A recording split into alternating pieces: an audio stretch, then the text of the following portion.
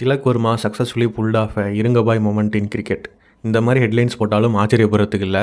ஏன்னா அந்த மாதிரியான ஒரு இன்னிங்ஸ், அந்த மாதிரியான ஒரு மேட்ச் வந்து நடந்து முடிஞ்சிருக்கு.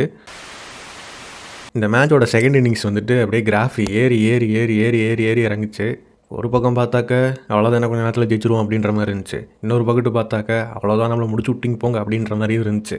எப்படியோ கடைசியில் வந்துட்டு திலக் வர்மா சக்ஸஸ்ஃபுல்லாக வந்துட்டு அந்த இருங்கபாய் மொமெண்ட்டை வந்துட்டு புல் ஆஃப் பண்ணிட்டாருன்னு தான் வந்து சொல்லணும். ஒரு பக்கம் மேட்ச் பயங்கரமாக போயிட்டுருக்கு. இன்னொரு பக்கம் வந்துட்டு உள்ளுக்குள்ளே இருக்கிற அந்த சிஎஸ்கே ஃபேனோட மைண்டு வாய்ஸ் என்னவாக இருந்துச்சுன்னா, சேப்பாக்கில் மேட்ச் நடக்குது, அட்லீஸ்ட் ஒரு பிபி டேப்லெட் எடுக்கிற அளவுக்காவது த்ரில்லிங்காக போகணுமா இல்லையா? நல்ல வேளை நம்ம அவங்களுக்கு ஸ்பின் சோக் போடலான்னு பார்த்தோம். அவங்க நம்மளுக்கு வந்து ஃபாஸ்ட் பவுலிங் சோக் போட்டிருப்பாங்க. ஜஸ்ட்டு மிஸ் ஆயிடுச்சு. ஜஸ்ட்டு இங்கிலாந்து மாதிரியே வந்துட்டு இன்றைக்கி தான் வந்து ஆடின மாதிரி இருக்குது. இதுக்கப்புறமாவது இந்த சீரிஸ் வந்துட்டு சூடு பிடிக்கும்னு சொல்லிட்டு எதிர்பார்க்கலாம். நெக்ஸ்ட்டு T20 மேட்ச் வந்துட்டு ராஜ்கோட்டில் நடக்குது.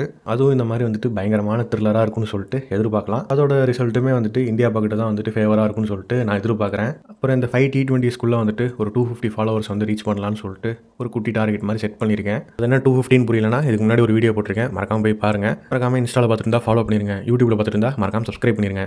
உங்கள் எல்லாரையும் அடுத்த கண்டென்ட்டில் மீட் பண்ணுறேன். பாய்.